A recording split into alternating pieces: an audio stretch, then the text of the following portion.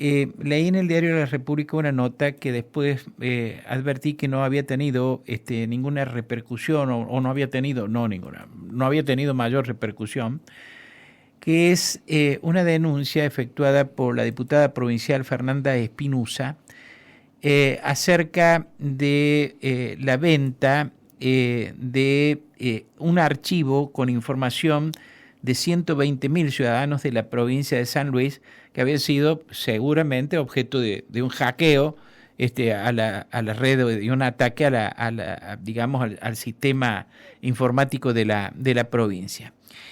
Y esa base de datos, según el artículo que publicó el diario La República, apareció en un foro que había sido incautado y clausurado por el FBI, pero que 2 semanas después volvió a funcionar. Le pedí a la diputada Fernanda Espinosa que me atienda para actualizar este tema y para saber qué pudo haber ocurrido y cuándo ha sido ese ataque que permitió llevarse los datos correspondientes a inscriptos en los planes de vivienda de la provincia, que según esta publicación alcanza 120.000 ciudadanos de San Luis. Fernanda Espinosa, buen día, ¿cómo le va? Gracias por atenderme. Buen día, Mario, un saludo para vos, tu equipo y la audiencia, un placer estar con ustedes. ¿Cómo es el tema concretamente? Por favor, si nos puede Bueno, explicar. Bueno, en lo primero, que en honor a la verdad, lo que he solicitado es la investigación de este tema. La denuncia corresponde que la haga el gobierno provincial, que se constituya como querellante y que, siendo el poseedor de las bases de datos que albergan sus distintos ministerios, es quien tiene que tutelar estos datos y por ende buscar reservar o preservar esta base que ha sido viralizada, que no es la primera y que tampoco lamentablemente será la última, pero si no tomamos una actitud un poco más proteccionista sobre esta información sensible, abrimos puertas a posibles hackeos o a posibles estafas cibernéticas a los ciudadanos de San Luis. Y en particular, esta base filtrada tenía datos muy sensibles vinculados a si la persona es víctima de violencia de género, que eso en el ciberespacio y en todas estas búsqueda de nichos para atacar a ciudadanos es un gran dato que suele ser muy mal utilizado. Y por otro lado también, si había quiénes eran las personas de ese grupo familiar que tenían alguna discapacidad. Esto también es otro dato muy sensible que en el Internet es muy mal utilizado para cometer ciberestafas. En ese contexto, en lo personal yo me entero por un seguimiento que hago de forma frecuente a determinados usuarios que en Internet son conocidos como sombreros blancos, que es gente que tiene acceso a estos foros, que este foro que mencionaste, Mario, operan en la dark web, para que dimensionemos lo que cualquiera de nosotros vemos en Internet a través de los buscadores habituales, Google, Yahoo, Bing, el que sea, solamente es el 10% del contenido que hay en todo el Internet. El 90% restante sucede en la dark web, que se accede con software especializado, con determinados motores de búsqueda, que solamente pueden acceder bajo un anonimato a navegar en Internet.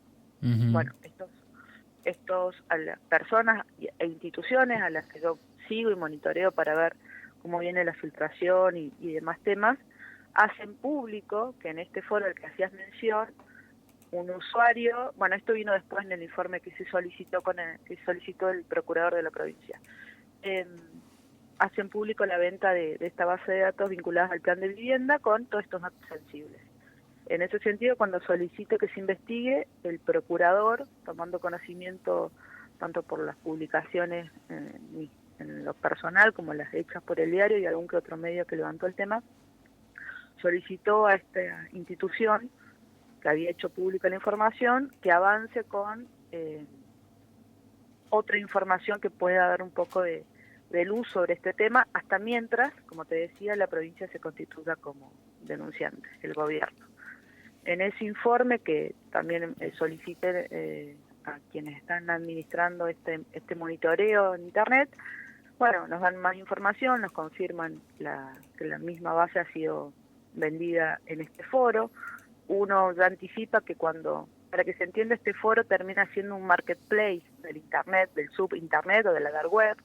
Cuando terminan vendiendo en estos sitios, ya han hecho, en la mayoría de los casos, ofrecimientos a particulares o a clientes exclusivos, y ante el escaso éxito los publican en estos foros que son más masivos y las venden por menos valor, ¿no? Ujú. Esto significa también la posibilidad de que sea adquirida por más personas a muy bajos costos. El usuario que la publicó es Valerie, así es conocido en este mundillo, una persona que ya ha tenido muchas de estas actuaciones, más vinculadas a Asia, Hong Kong y demás, y es quien la estaba ofreciendo. En ese contexto, por supuesto, uno se alerta. De hecho, creo que a la mayoría de las personas, en el último mes particularmente, hemos recibido mensajes por WhatsApp desde países como dentro de Asia, Hong Kong y demás, y esto tiene que ver con una filtración de datos masiva de la provincia de San Luis que suceden en estos espacios, que son adquiridos y que luego intentan a veces contactar solamente para alguna estafa económica u otras veces información utilizada con otros malos fines, ¿no? Ujú. Bueno, esa es la situación de lo que yo te puedo relatar dentro del alcance a lo que he tenido en este tema. Por supuesto, como te decía, ¿Y se el sabe gobierno cuándo ha no... sido ese ataque al sistema informático de la provincia que permitió robarse esos archivos? Mira, yo no lo sé. Puede Ujú. haber sido el año pasado, el anteaño, como puede haber sido este año. Independientemente de eso, por eso yo insisto en esto, la provincia incluso hasta noviembre del año pasado no estaba normativamente obligada a actuar en estos casos. Desde que se reglamentó el plan de ciberseguridad, la provincia está obligada, primero, a desarrollar que los sistemas de seguridad, los servidores, el uso de contraseñas sea más robusto.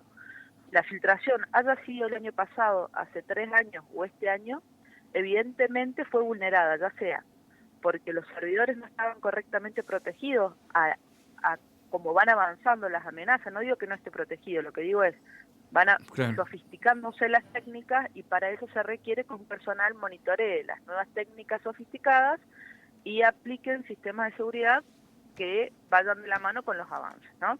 Eso por un lado. O la otra puede ser también algún malware que se haya descargado en los servidores. Ajá.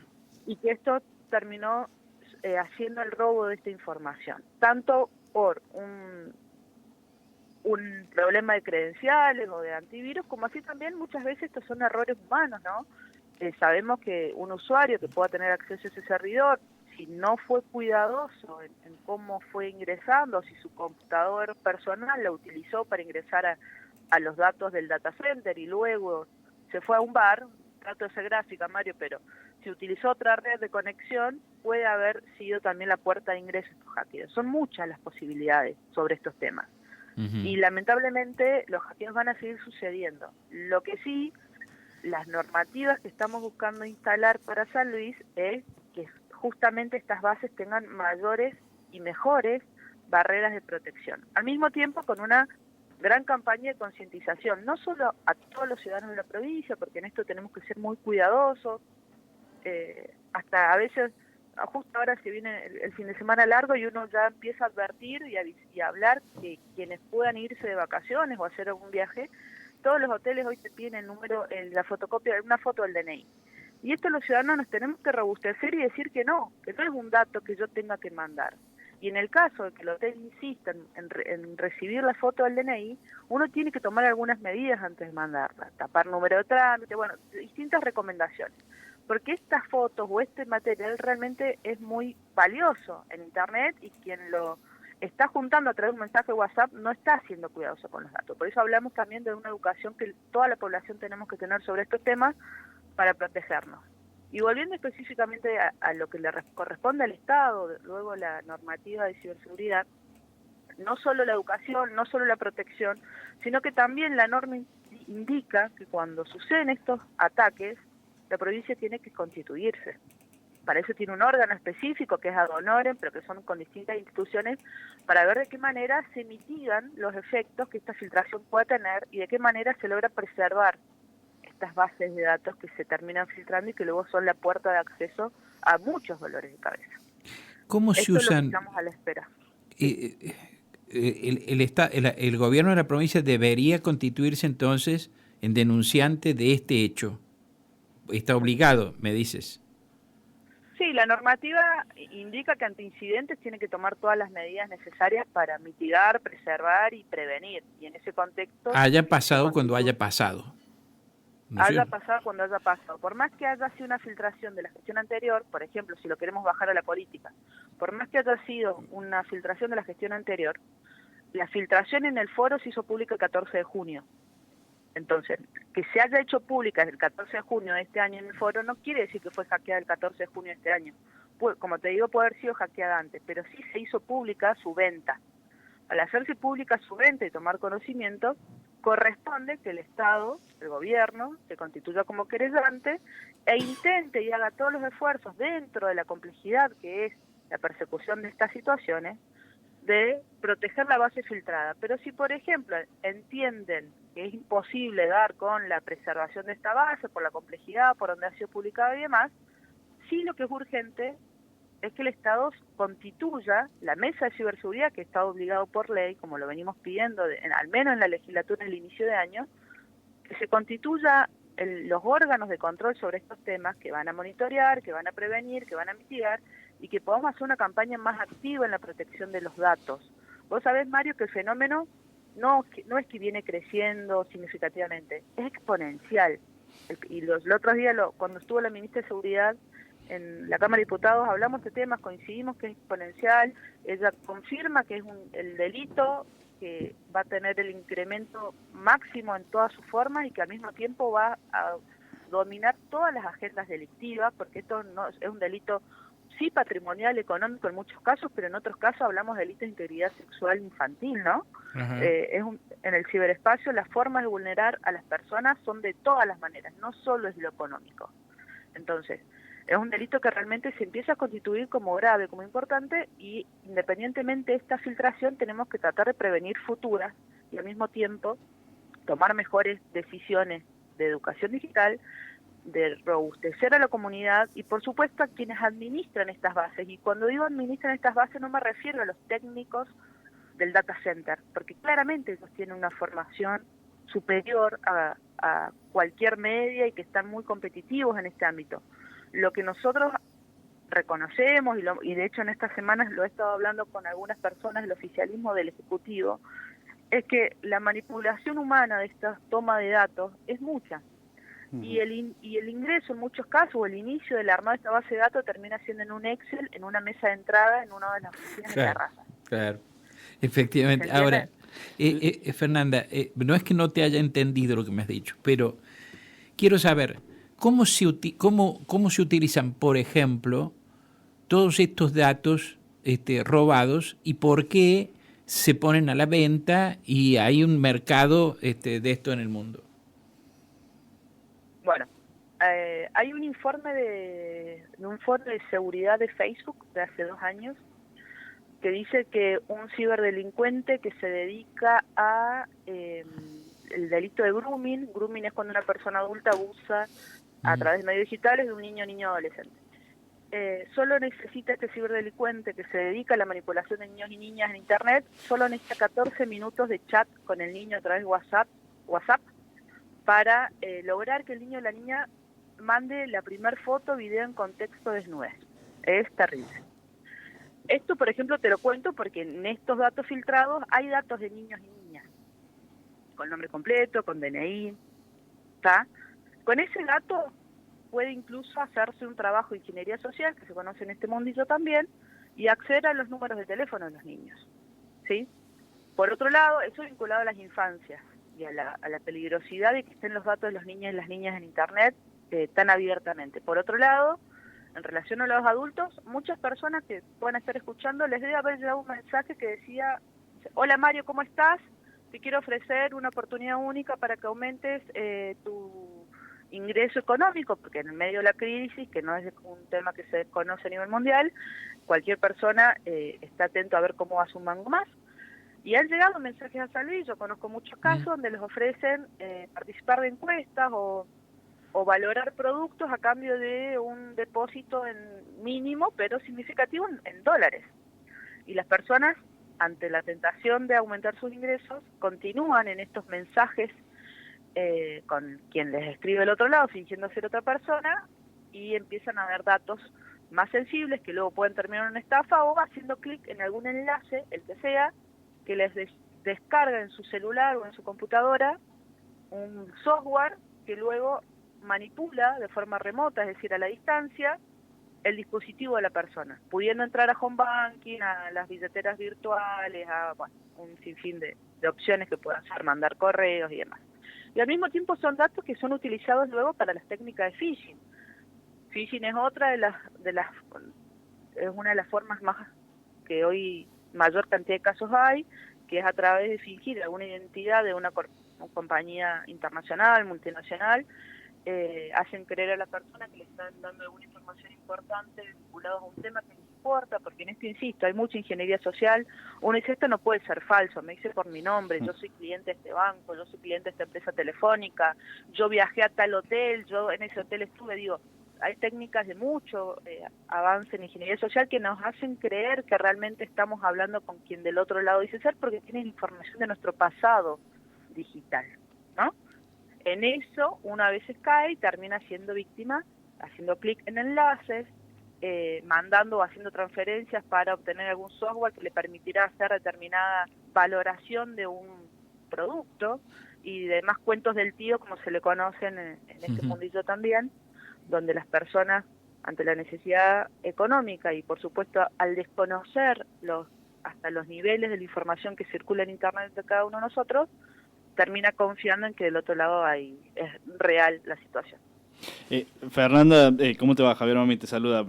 La verdad Javi, buen día. Es tan notorio lo que decís, porque hay ciertos espacios de confianza que uno le da a ciertas instituciones o páginas, por ejemplo, con esto que decís, por ejemplo, de mostrar el DNI o cargar tu número de tarjeta de crédito, de débito, cualquiera sea, por ejemplo, la página de los estados, ¿no? De los gobiernos, que uno puede decir, bueno, esta es una página de confianza, ¿no? ¿Hacia dónde va esa información? Y lo que decías recién de, quizás eso cae en una planilla de Excel nada más, que tiene un empleado público que gana 150.000 pesos por mes, ¿no? Para cuidar todo eso, queda tan explícito que la verdad que también es para quizás tomar un poco de preocupación, ¿no? Hacia dónde van esos datos. Y no solamente el Estado, pienso, ¿no? Uno puede decir, bueno, hay ciertas, por ejemplo, la página que es toda de color amarillo, que hace venta y envío a todo el país. También, Mercado ¿no? Libre, Claro, Mercado Libre, sí. También es otro espacio de confianza que uno tiene, de no saber a quién le estás comprando, pero vos le estás comprando esa página, y es una situación que también te da de pensar, ¿no? Entonces te quiero preguntar, Fernanda, ¿cuál es el nivel de preocupación que uno tiene que tener ante estos hechos, ¿no? Si la venta de esos datos, más allá de que perjudica a los gobiernos o al Estado provincial, en este caso, puede repercutir en que, por ejemplo, me puedan robar la plata que tengo, por ejemplo, en mi tarjeta, ¿no? ¿Eso es un nivel de preocupación que hay que tener o es mucho más amplio porque el nivel que maneja este mundo es totalmente enorme?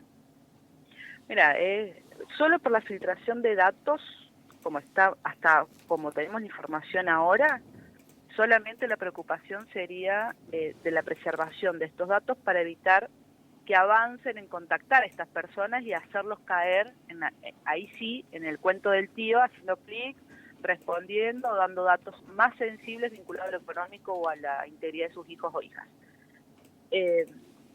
Sí es importante que sepamos que el nivel de exposición que tenemos hoy es gigante, pero no solo por una cuestión de que el Estado tenga muchos datos nuestros. Acá también, incluso la ley de ciberseguridad obliga, en parte, en lo que puede, a que el sector privado tome buenas prácticas en relación al uso de los datos de cualquier puntano o puntana de la provincia.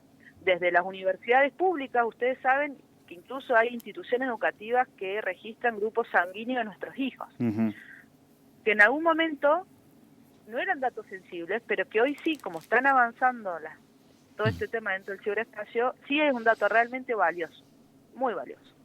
Tampoco quiero arruinarles el día a todas las personas que pueden estar escuchando y se quieran agarrar la cabeza pero es que hay que saber cómo actuar.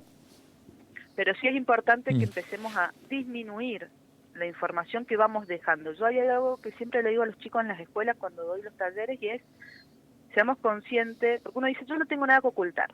Y yo entiendo esa parte. Lo que no dimensionamos, y hay que hacer un cambio de lógica, es que en realidad tenemos mucho para proteger en Internet.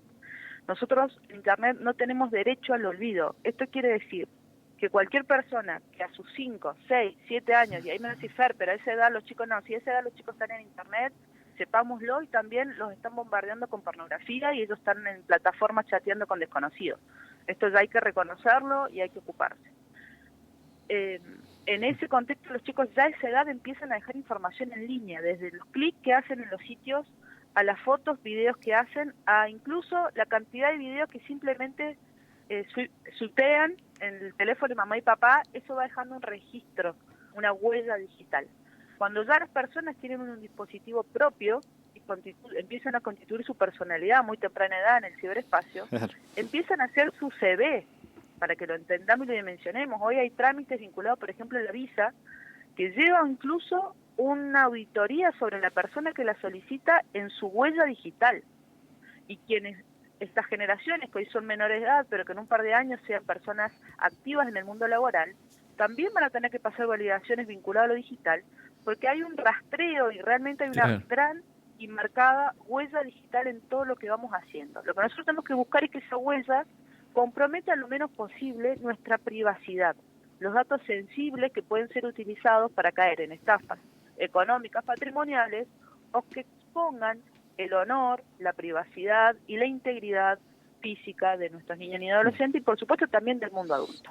En todo eso, sí. No, perdón, me quedo con lo que estás diciendo, Fernanda, porque es la ocupación o lo que está sucediendo hoy en día, que es más preocupante quizás perder el celular que perder la billetera, como pasaba en otro momento, ¿no? Porque en el celular uno tiene todo. Incluso el acceso a las cuentas bancarias, todo, podés tener una foto de tu DNI, porque hoy el DNI lo tenés digital también, entonces es una cuestión tan grande, ¿no? El título del auto. Claro, Mirá, todo. Javi, Sí. ahí me interesa incluso marcar algo que también implica hacer un clic. Uno dice en el celular tengo todo, es verdad, pero también entendamos que ese celular que administramos todos los días, que está lleno de aplicaciones de todo tipo, de redes sociales, bancarias, billeteras, correo electrónico, la aplicación del seguro, de la póliza, una aplicación de vacunación, Mi Argentina, y te puedo ir nombrando un montón de aplicaciones. Los datos que nosotros le hemos puesto a esas aplicaciones, todos, de los que cargamos hasta el patrón de conducta o de interacción que tenemos con esas aplicaciones, todo eso no queda en el celular. Todo eso está archivado, guardado en algún servidor en alguna parte del mundo. Claro. Entonces, ni siquiera es solo, yo digo, la gente se preocupa mucho por cuidar el celular y está bien. Lo que digo es, no termina solo con cuidar el celular, sino que termina cuando entendamos que todo lo que le suministramos a esas aplicaciones está siendo alojado en alguna parte del mundo, que no sabemos el sistema de protección, que no sabemos. Exacto. Mercado Libre nombramos recién. Mercado Libre ha sido hackeado muchas veces, tiene de los estándares más altos en ciberseguridad. Ahora bien, sabemos que en esta lucha, si no estás en los más altos, sos muy vulnerable. Si estás en los más altos, sos un poco menos vulnerable, pero no estás exento. Claro, pero ¿quiénes acceden a esos lugares, no? Porque lo nombrabas antes, el 10% nada más vemos de todo lo que hay en el mundo del Internet. Si uno quisiera buscar hoy, por ejemplo, el dato, si yo buscara la dirección donde vive Mario Otero, no lo voy a encontrar fácilmente, ¿no? Salvo que esté cargado en algún padrón o en algún espacio, pero cuesta tanto, o el que no sabe cuesta tanto. Ese dato es muy fácil. A esta altura es muy fácil el domicilio. Por supuesto que a medida que va pasando el tiempo, más datos van a ser más fácil. Hasta hace un año ese dato no era tan fácil. Claro. Hoy es un poco más de facilidad, a eso voy. Lamentablemente son datos que dijimos, bueno, pero a mí nunca me pasó. Claro, lo que pasa es que nunca había habido estos avances. Y acá hay algo que quiero terminar de remarcar sobre el avance. Estamos ante un exponencial ingreso y manipulación de inteligencia artificial. Ujú. Lo que nosotros cambiamos como sociedad del mundo análogo al digital tuvo sus varios años de galopar el tema y hasta que se popularizó y se puso de moda y nos animamos y nos formamos. Todo eso fueron muchos años. Ahora, del paso del mundo digital al mundo de inteligencia artificial es un parpadeo, es exponencial el traspaso. Y como sociedad no estamos preparados todavía para dimensionar los alcances de inteligencia artificial. Y como estados, en la Argentina, tampoco lo estamos para afrontar en la responsabilidad de los estados. La Argentina el año pasado ratificó el convenio 108 Plus, un convenio multilateral vinculante, el primero en el mundo sobre la protección de los datos. Y cuando yo digo protección de datos no es solamente que el dato alojado de la persona, cualquiera sea, esté en un sistema seguro, sino también el consentimiento informado, que algo hoy es fundamental en el Internet, que es que la persona sea consciente de para qué da el dato, cómo se va a usar el dato, y que al momento que ese dato deja de ser tratado con los fines dados por la persona, ese dato tiene que ser eliminado. Eso dice, en resumen, el 108 Plus. La Argentina lo ratificó el año pasado, por eso yo hablo de normativas, no es solo el plan de seguridad provincial. La Argentina también ya entró en una camada de actualizaciones normativas, viene lento, en protección de datos viene lento. Nosotros acá en la legislatura provincial hemos presentado un proyecto de protección específico, concreto, directo, protección de datos personales, obligaciones del Estado en este tema, y sobre todo sobre el tratamiento y luego la eliminación, porque esta base de datos y vivienda, yo dije que puede ser este año, el año pasado, hace 2, 3 años, pero hasta incluso pudiese llegar a ser una base de hace 15 años que la persona ya tiene la casa y que no debería estar su base girando, ¿se entiende? Claro, ya Entonces, debería estar iluminado. Claro. Una Totalmente. vez que la base es hackeada, una vez que el trámite por el que la persona dio el dato, esa base tiene que ser absolutamente eliminada de circulación. Fernanda, muchísimas gracias por atendernos, gracias por la información. Veo que te entusiasma mucho el tema, te apasiona. Bueno, muchísimas gracias. Muchas gracias. A ustedes. Gracias, buen día. Muy clara, muchas gracias. La diputada provincial del Bloque de Unidad Justicialista, Fernanda Espinuza, del departamento Pueyrredón, estuvo esta mañana aquí en Nada Secreto en Radio Universidad.